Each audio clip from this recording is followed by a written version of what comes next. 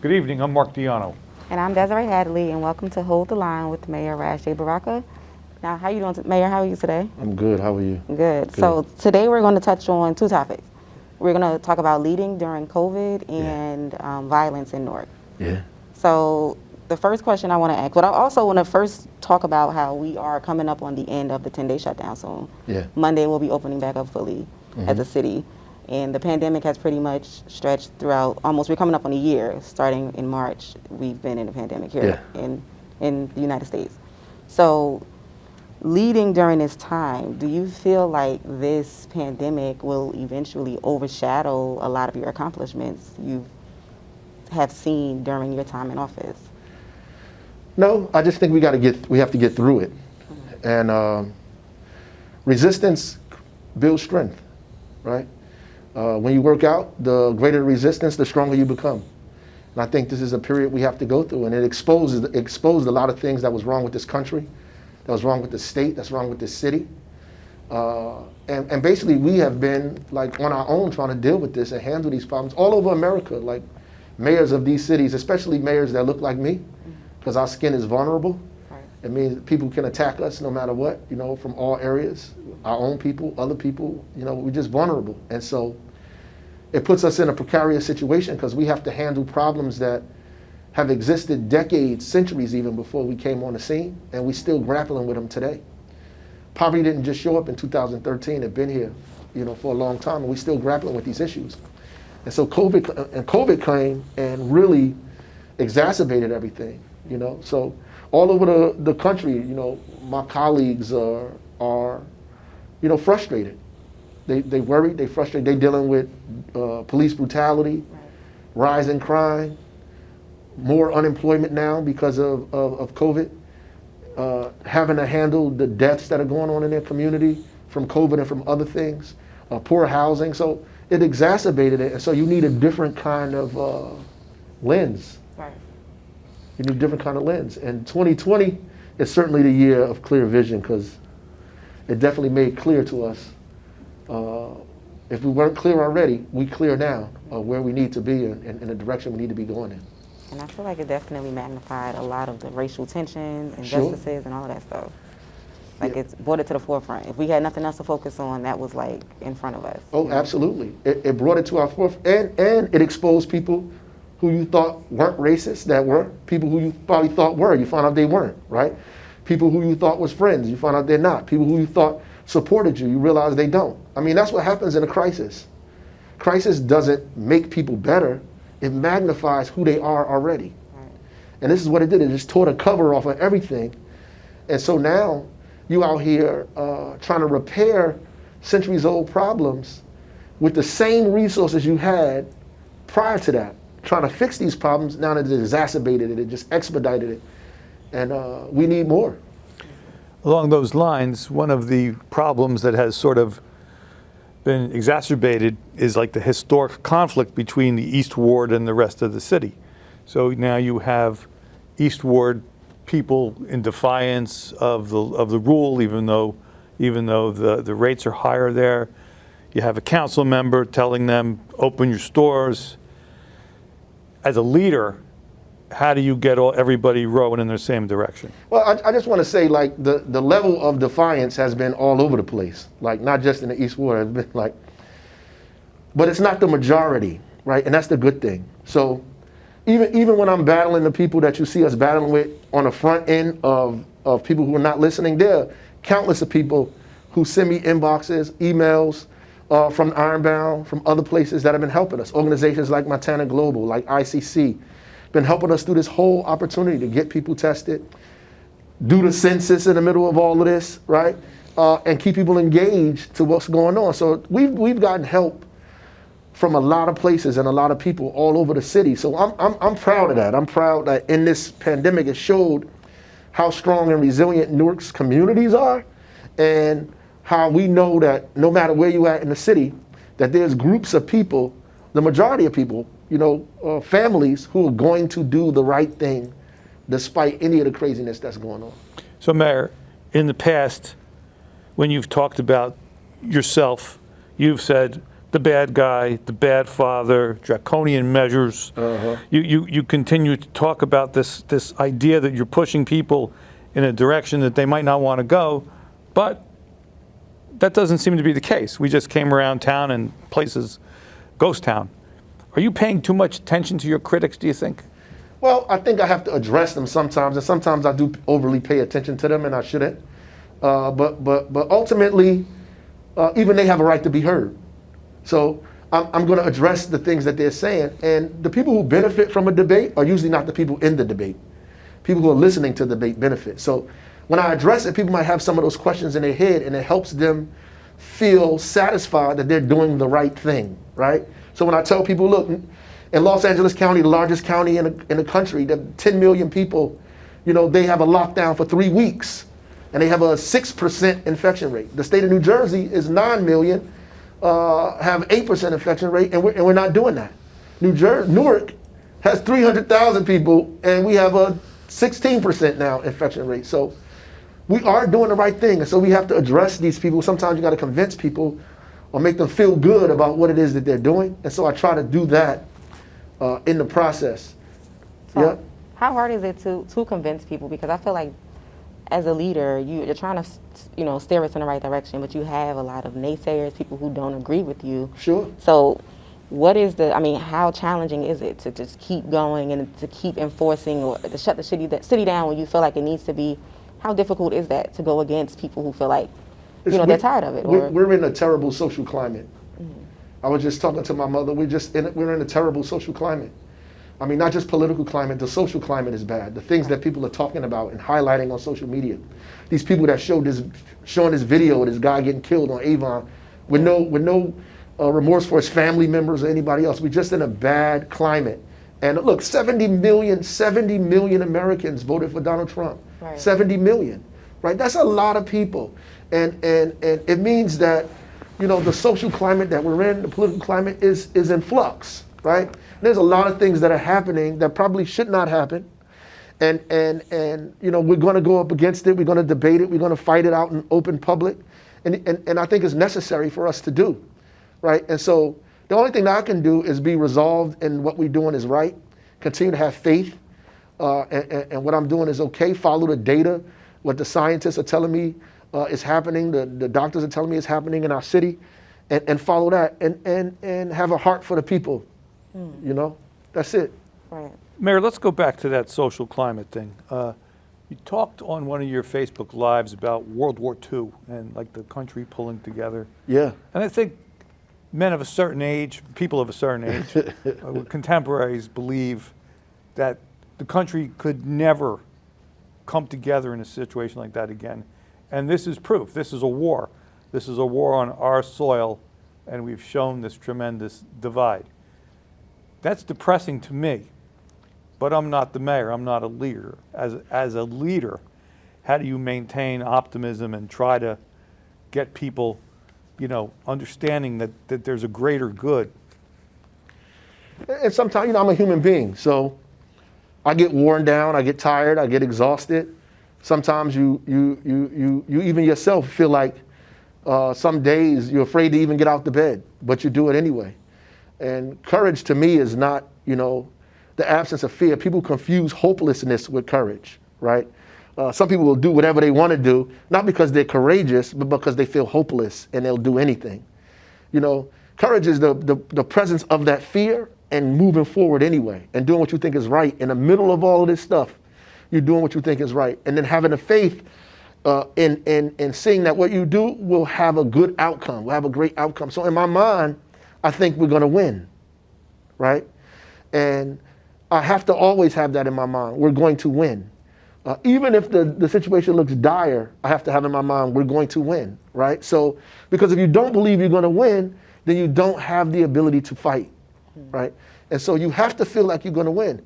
And victory has to always be in your sights, right? So when I see the end zone, it makes me go faster and harder, right? And not like lean back. And that's the problem happening now. People are leaning back because they see the end zone. When you see when you run in track and you see the tape, you don't slow down, you run through it. You run through it, right? Because you don't know who's behind you, who's gaining on you. You run through it. And a lot of leaders, a lot of things that's going on, even in this state, are slowing down because they see the tape. And that's why that's why this thing is gaining on us, right? We got to run through the tape, because if you save one life, you've done a lot. Mm-hmm. So the vaccination, is giving people that kind of hope that we can slow down. But it's going to be distributed, to aged and frontline health care workers. And so by the time it gets out to the general public, this thing could really get bad again. And I think you're correct in people aren't looking at it that way. Yeah. What else can you do to drive that message home? Well, I think the same way we do everything else, we have to give people information. We have to educate people, talk to them, make this an issue so that people can make decisions. You want to have people make decisions on their own to feel like this is something that they want to do, because learning, the proof of learning is change behavior. So if people begin to understand what's happening and understand what this vaccine is and how it can be helpful, I think that people begin to lean into it, saying we want to do this, we want to do that. Going back to the social climate is filled with fear. And that's part of the reason why people are behaving the way they behave. They're just filled with fear. We have all of this information and messages that are coming at us from all over the place in social media. We don't know what to believe, what to think, who to follow, what to feel. It creates instability, an uneasiness. And this fear puts people at each other. When you don't have clear leadership, because we don't have clear national leadership, it puts everybody at each other. It puts the country at each other based on religion, based on race, based on nationality, based on where you live, who wants to take the vaccine, who don't want to take the vaccine, who's closing down, who don't want to close down. We didn't have to be in this situation. The reason that the country is in this flux, this division, this instability, is because we have no national leadership. That's why. It's just clear to me. And then statewide and locally, it becomes more pronounced because we're in the face of these people, right? So we're telling people sometimes things that are different than they're hearing from the state, things that they're different than they're hearing from the federal government, right? And I'm just a black kid from Newark, an African-American boy on Clinton Avenue and 10th Street, These people know me. So because of the colonized mind and self-hatred, we tend to believe everybody else before they believe me, right? And it is easier for them to belittle, attack, diminish the seat or me because of my skin. And I'm not saying that as a victim, because I'm not a victim, right? I'm saying that because we have been colonized physically and now mentally, right? And so the level of self-hatred makes somebody put a video on and broadcast a murder all over the social media thing, because what it does, and the sad thing is, it didn't even make people jump. Right. And I want to touch on that, Mayor, because I didn't want to personalize it, but my boyfriend, that was actually one of his close friends growing up, the guy that was killed. Yeah. And I feel like people became so insensitized. That's right. Desensitized, what I'm saying, to this killing, or the fact that you can just put a murder on social media and people just reshare it like it's a TV show or a music video. So I guess my question is, that killing happened, then you had a 14-year-old who was shot, a 12-year-old who was shot. That's right. And I guess my question is now, during this pandemic, as violence continues to take over the headlines here in Newark, how difficult is it to go to lead during a time when you're trying to convince people to, stay the course with, listening to the guidelines, but people are still being killed? Listen, it's very difficult. Look, you're trying to tell people we need to take money from the police and do social programmings, then people get murdered.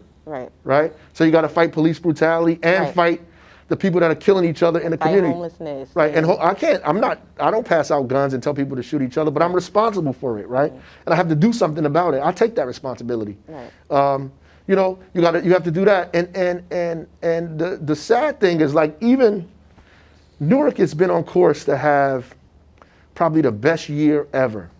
In the first 3 months, we only had 2 homicides. That's unheard of. Since January, February, March, we had 2 in the entire city. There was no story about that. We didn't go around bragging and, banging the horn of the bell and blasting horns about that?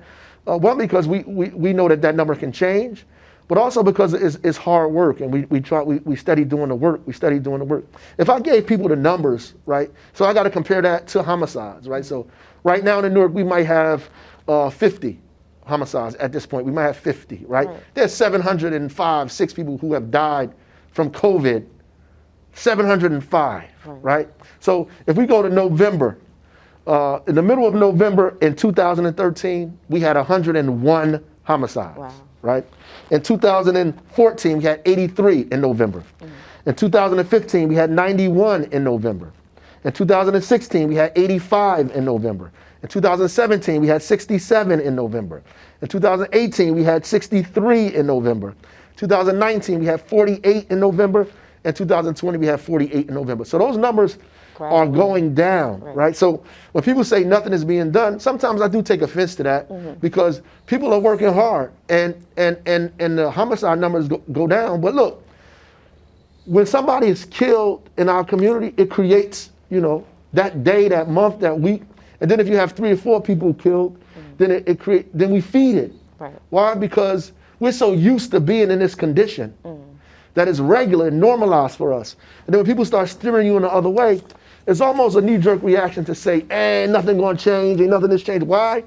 Because it justifies your hopelessness.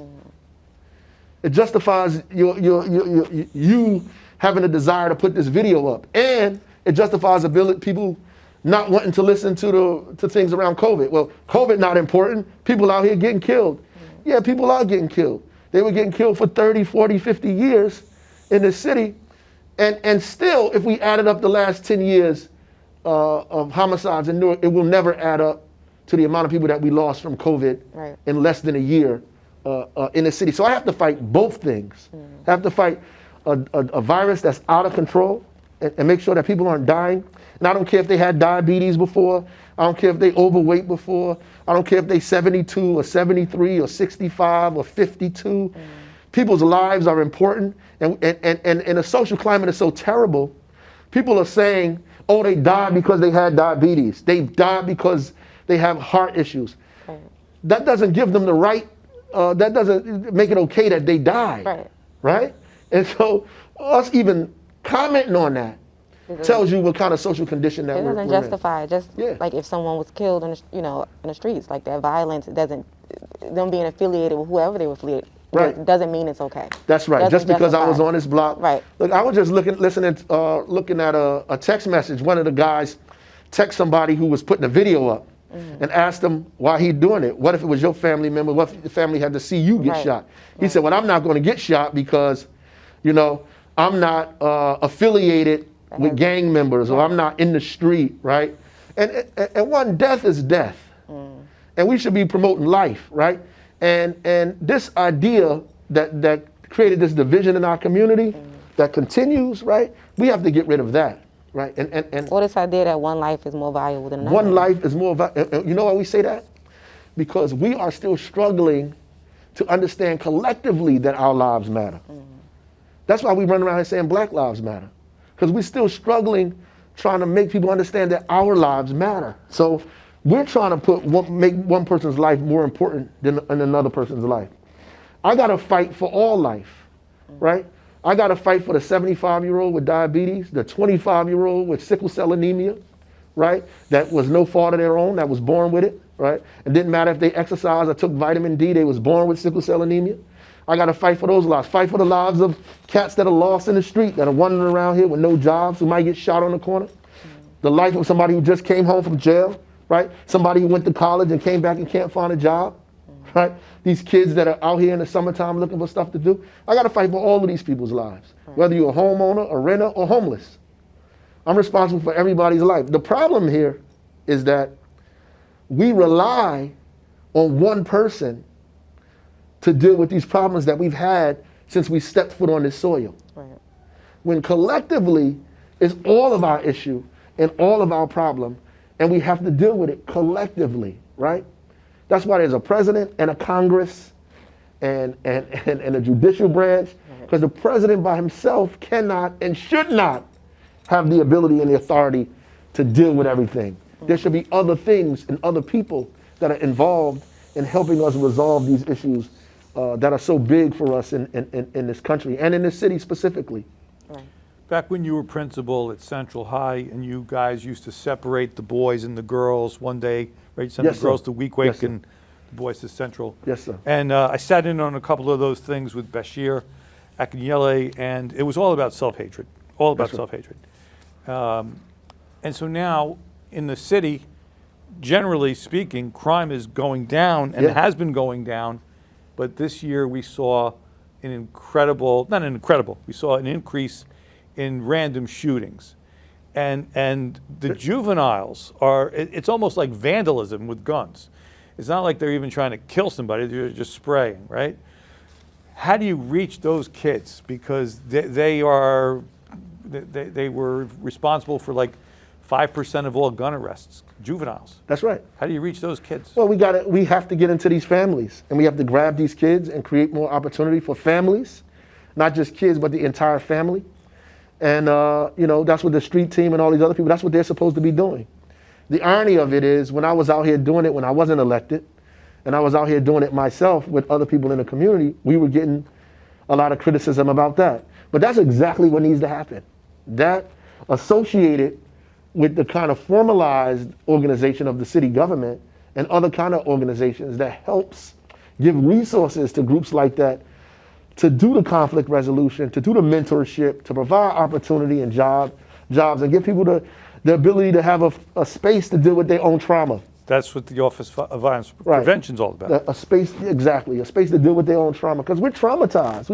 We grew up in a traumatic situation, and hurt people. These kids out here doing what they see on TV, what they hear in the music. Some of them are not in their right state of mind. They're taking substances that they shouldn't take, right? People are egging them on, and the pain that they feel, they're taking that pain out on somebody else, right? And it's easy to take it out on each other because we're vulnerable. We're vulnerable. It's the vulnerable skin. Let me give you an example. These kids were playing basketball. Like, they got this little in the trenches basketball thing that they were doing during COVID. So they went to somebody else's community and did it out there in the suburbs. Those people threw them out of there because they were violating the COVID policies. They should have. The mayor put them out of there. You don't hear nothing about the mayor, nothing about anything that happened up there. Nothing, zero, right? Then they do it at Brancher Park, and they do the same thing. Just, out of control, right? The county takes the rims down, right? Because they can't control the crowds. They call me, I agree with it. They take the rims down, they can't control the crowds. The minute they took those rims down, everybody attacked the mayor, right? Everybody attacked me. Why? Because I'm easy to be attacked, right? I'm from this community, I look like you, and so it's easy. And now I have to defend myself, but I'm also defending the county. I'm defending the mayor who put them out of the other community. I'm defending the governor. I'm defending the whole COVID policy. Why? And I don't mind doing that, and I don't care about taking the blows. So I'm not saying this to say that I don't want to take the blows. I shouldn't have asked for this position if I didn't want to take the blows that comes with it, right? And in my belief, like I said earlier, resistance builds strength, right? All of this is no time when I'm not going to have to fight. I'd rather fight to convince people to save their lives, save their grandmother's lives, their mother's lives, their personal life, than to do nothing, right? And so I don't mind that, but I'm really trying to speak on the mindset that creates these conflicts. Right. The mindset that creates this confusion that happens in our community, right? Our inability to question what is really happening. So the people not questioning violence, instead of them putting that video up and saying this is wrong, this shouldn't happen, right, or sending it to the police, or trying to find out what's going on, trying to connect or condemning it, we're lifting it up. So all of those boys look like movie stars, and we're actually showing it to everybody else because they just want attention. So the next people who want that attention feel like they got to do something as brash and crazy as that, and they can become an internet star by murdering somebody. And on it'll TV. create this copycat, behavior. When someone else says, "Oh, I want to be on World Star. I want to be on." That's right. Which is unfair because that young man was someone's son, That's someone's right. brother, someone's friend. And them boys father. watching that video, looking at themselves do that over and over and over again. feeding their trauma. And it's horrible, you know, and instead of the community jumping on that and saying this should not happen, we lift it up, right? We lift it up. And that has to change. And that takes real work in our community. It doesn't take, I can't make a policy about that. Like the council can't vote on anything to end that, right? The mayor can't create something that destroys that. That takes families and people and individuals in our community to step up to the plate to say, I'm the leader of my house, I'm the leader of my block, I'm the leader in my family, I'm the leader in this building, I'm the leader in this neighborhood, and come together with other leaders and figure out how we transform this community. I mean, I don't, people like, in some instances, us being affiliated or the Newark's name associated with chaos and confusion, right? And around the world, the country, people look at Newark, they started to look at it differently. They were starting to look at it differently, right? Oh, Newark is upcoming, Newark is the Renaissance, Newark is the arts community, all this, they're looking at it differently. Right. That's a great and incredible thing. And we should be trying to push that narrative and then figure out how we benefit from that narrative. How can our families benefit? How can I get employed? How can I start a business? How can I grow? How can I own property? How can I do the things that will elevate myself and my community and get out of this mire and muck that we've been put in for decades? And I'm not under the illusion that 4 years or 8 years in office by myself, I'm going to transform 300 years or more of something that was taking place. But what I am going to do, what I can do, is make things better than it was before I came, and start us on a trajectory to destroy some of this mythology and build the city so it can become a place that we can be proud of, right? I can do that, and I can spend my every waking moment to make that happen, and I will. Right. Yep, despite the craziness that goes on. But I know we went a little long.